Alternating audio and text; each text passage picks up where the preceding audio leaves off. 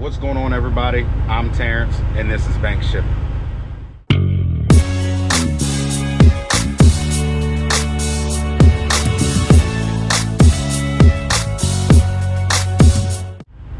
Good morning, good morning, good morning. Hope everybody's having a good morning so far. If you ain't up, go ahead and get up, start that grind. It is a nice, clear morning down here in Norfolk, Virginia. Got a load of Kingsman that is delivering to the Hampton Roads Bridge project. So for anybody who hasn't been in this area, basically it is a bridge slash tunnel that gets you into like the Virginia Beach, Norfolk area, over by the naval base. So it's a tunnel, so you know all your ships that's going to the port, all your ships, your naval ships and stuff like that can get in and out. So it's old. I forget when it was built, but it's about, I think it's like 70, 80 years old, something like that. It might be older. Don't quote me on that. But they're building a new one. It's going to be bigger because you get a lot of bottleneck traffic here because it's 3 lanes, goes down to 2 lanes. So there's a lot of traffic here, both directions, east and west. So they're building a new one. They got all the footers and stuff for the bridge. I was down here back in sometime in the summertime. It might have been like August or something like that. I was down here. Last time I came here, you know, they said I was in the wrong place. They told me to go to another place. So I started driving to the other place. They called me back, said, no, you're actually supposed to be in this place. So I came back. And then when I got back here, they didn't know where they were going to put the product. So I sat here for like 7 hours, almost missed my other load that I was supposed to pick up. So hopefully, that don't happen again. So, you know, I've already checked in with the guard. She brought my paperwork back. I already called for an escort because basically what you have to do is you're on the east side and the escort comes. You got to get back on 64, go down an exit, turn around, and then come back westbound. And there's like a little island where, you know, your tow trucks and all that stuff sets for the bridge authority. You go in there and that's where you drop off in. So I thought that was my escort, but I guess not. So yeah, I'm just gonna sit here, wait for my escort. Hopefully they don't take too long. We'll get over there, I'll get unstrapped, get out of here, and then I'm going to pick up a empty shipping container down here, because that's really all that's ever down here. And that goes back to Richmond. So I'll drop that off on the way home. So I'll see y'all in a little bit. All right, so picked up that container, ran it up here to Ashland, ran it with, I don't know, where'd he go? He already backed out. There you go, right there. Old Virginia Hotshot, my old owner operator, you know. Just because he don't work for me no more don't mean that we can't still, you know, hustle and grind together. So picked up at the same spot. We rode up the road together, just dropped off. Don't mind my dirty sweatshirt. This thing was actually still in my truck. I was kind of wondering where it was like over the summertime because I needed to wash it, you know. And it was still in my truck, piled up under some boxes and stuff that I had in here. But I luckily had it because they made me wear some fluorescent colors when I was unloading. I wasn't prepared for that at all. But yeah, man, we're gonna get out here, try to find me something to eat, a little hungry, and then we're gonna head back to the house. I'll see y'all in a little bit. Man, let me tell y'all. So, picked up a Kingsman Load this morning, and going like 40 miles to a residential job site, right? So, I call and ask, you know, is there plenty of room, all that good stuff, and they, yeah, plenty of room. I looked at it on you know, on Google Maps and didn't look too bad. Yeah, nah. Man, I got to driving through there. I'll try to, up here somewhere, try to put a picture up. Just a quick snapshot of the driveway that I had to go up. It was no bigger than this truck. It was a pain in the butt. But I got in there, got unloaded, and I got out of there. So even though it sucked, it all went according to plan, like always. But yeah, man, I got that dropped off. Now I'm back here at Kingsman waiting to get loaded. This goes to Jersey. In the morning, got 2 stops in Jersey, Cedar Knolls and Elizabeth, New Jersey.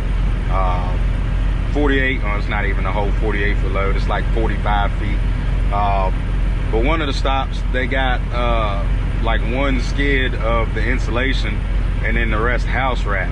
And I can't stand when they do that because it don't ride good, you know, and it's the second stop, so the last stop. That stuff don't ever ride good when it's only 1 skid of insulation, because the wind grabs it and there's nothing behind it tall enough to keep it from wanting to blow over. So I think what I might do is I might switch the load out, you know, for the drop off. I might go to Elizabeth first and then go to Cedar Knolls instead of Cedar Knolls and Elizabeth. That way I don't have to worry about it. I mean, they're not very far apart, but I don't really want to mess with it, because, you know, sometimes that stuff can start leaning over and it makes it a pain. I've had scenarios, instances where, you know, it's been 30 miles in between stops and I got 1 skid of insulation, tall skid, that's turned sideways, and, you know, you get there and the skid has pretty much toppled over where there was nothing behind it.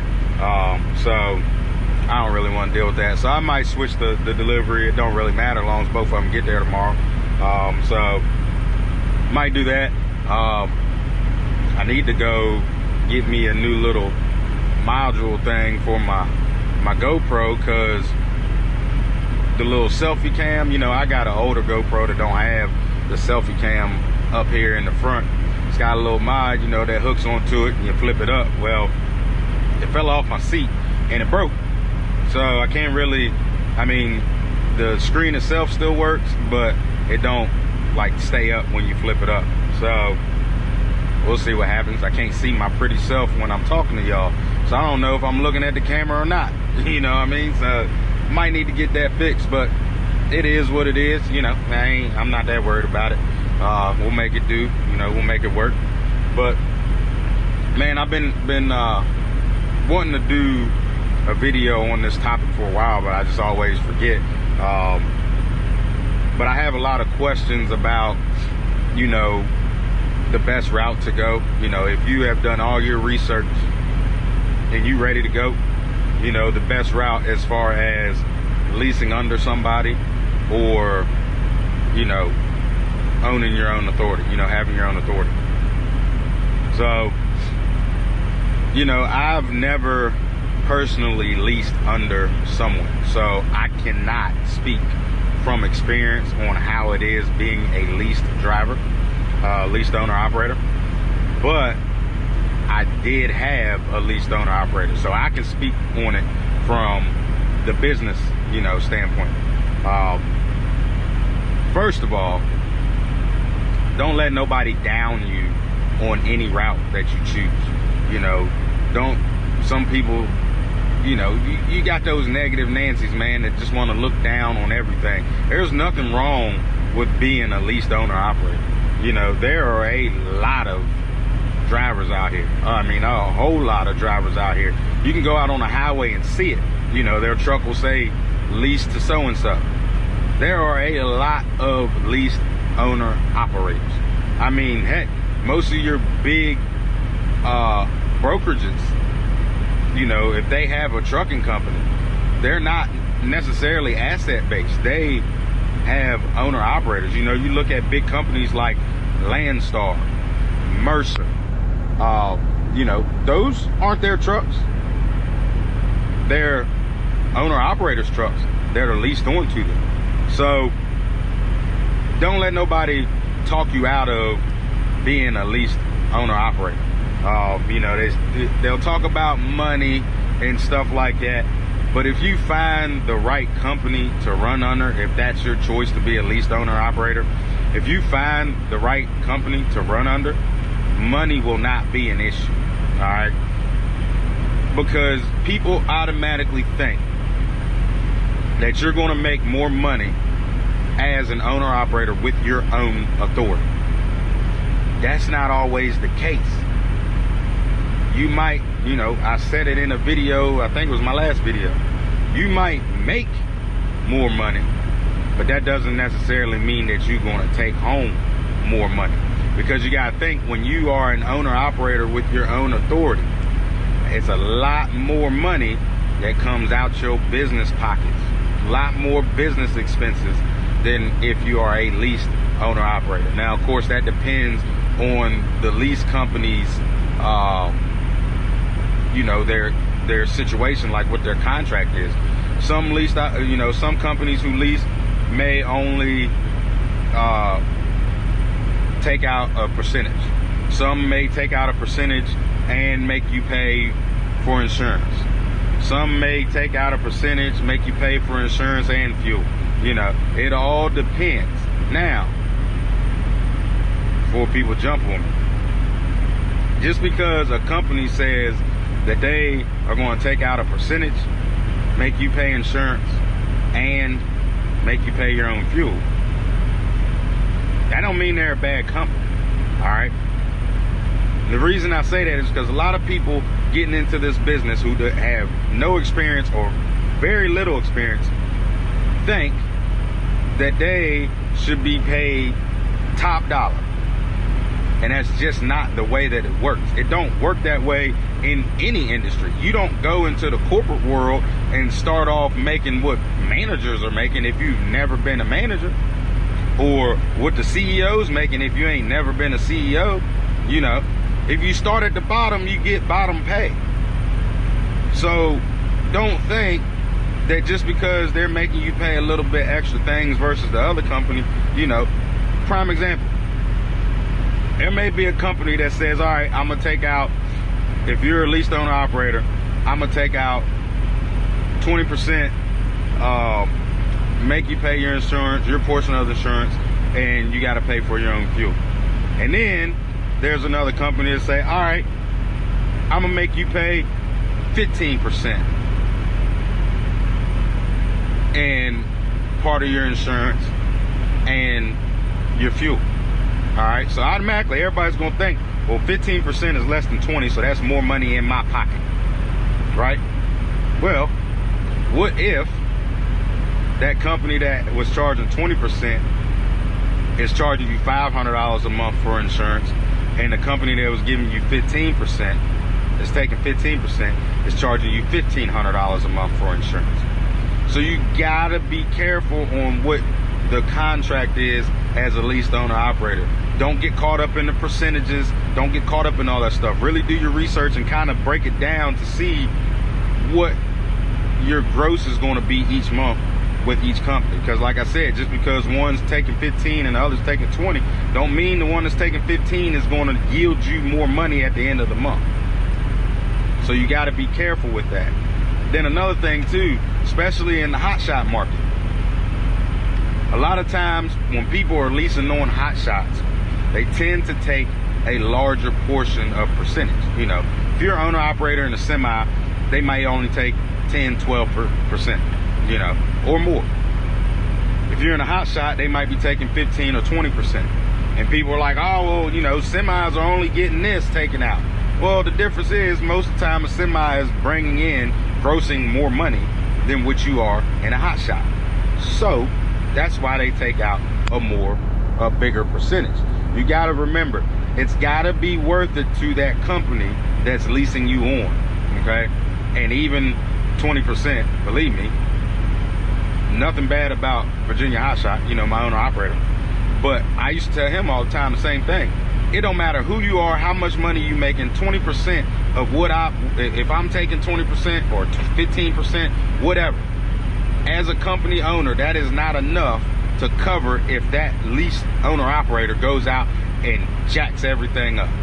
He goes out and has a wreck, kills somebody, that 20% that they making off you or 15% that they making off you ain't gonna cover jack squat for the damage that you do. All right, so keep that in mind when you're a leased owner operator and you're looking at these percentages. These companies it's gotta be smart. It's got to be business savvy. You know, it's got to be a benefit to them for them to be able to lease you on. So I just want to reiterate not to get caught up in the percentages, because one may be better than the other, even though they take out a bigger percentage. If y'all get what you're putting down. If you're not understanding and you want to shoot me a message or whatever, I might be able to better explain it, you know, than what's coming off the top of my head.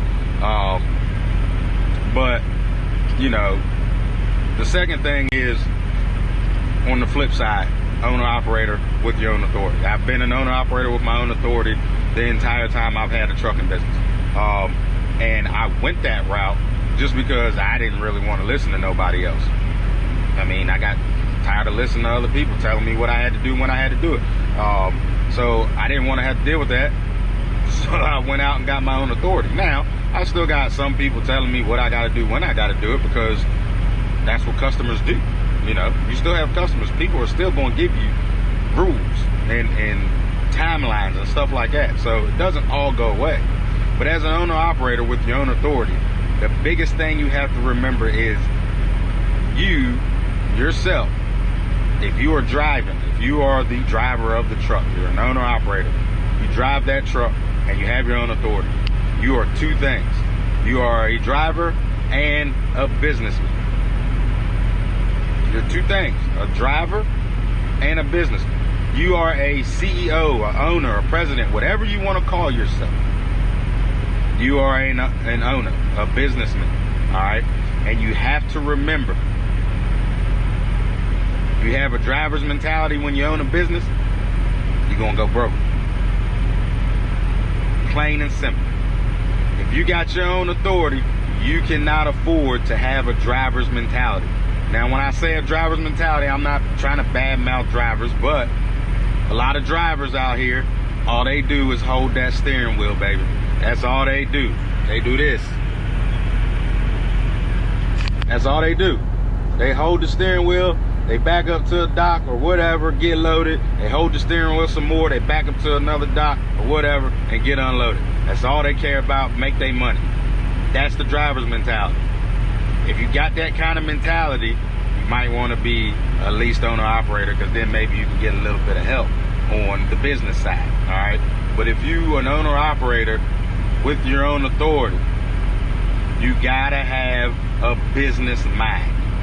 What I mean by business mind is you gotta think smart. You gotta think of what the best for your business is. Keeping up with your maintenance, doing your paperwork, all that stuff, taxes, all that stuff. You gotta keep all that stuff in mind, because if you're not a businessman or woman and you are an owner operator with your own authority, you might go downhill quick. You might lose money instead of making money. You gotta have that business mentality. So either way, whether you want to be a leased owner operator or owner operator in your, you know, with your own authority, as long as you're doing the job, you can't go wrong. You know what I mean? If you got your own authority, as long as you got the mindset of a businessman and you can do all that stuff and know that your job ain't never going to be done, because you're going to drive all day, get out the truck, and then you still got to work some more because you got to submit loads, do receipts, all that stuff. If you are capable of doing that, you think you can do that, then by all means, get your own authority. Now, if you're not good with paperwork, you don't like paperwork, none of that stuff, it might be better for you to take the route of a leased owner operator. There's nothing wrong with either one, so don't let anybody tell you otherwise. I know plenty of guys that have been out here 20, 25, 30, 35 years, and they've been a leased owner operator their entire driving career because they ain't want to deal with paperwork. That's it. All they want to do is drive, but they like having their own truck. So they become a leased owner operator. They don't want to drive what somebody else is going to tell them to drive. So they go out and get their own truck, being a leased owner operator. And it works for them. You got to figure out what works for you. All right? But the biggest thing I want to stress is don't let nobody talk down on you because you one or the other. Just know that whatever one you choose to do, make sure that you got the mindset to do so. All right? So I'm going to try to push it along, see if I can hurry up and get loaded so I can get out of here, because it's still early. I'm excited, got stuff to do. I got time to do it if I get loaded and out of here. So with that being said, everybody stay prayed up, grind hard, and stay humble.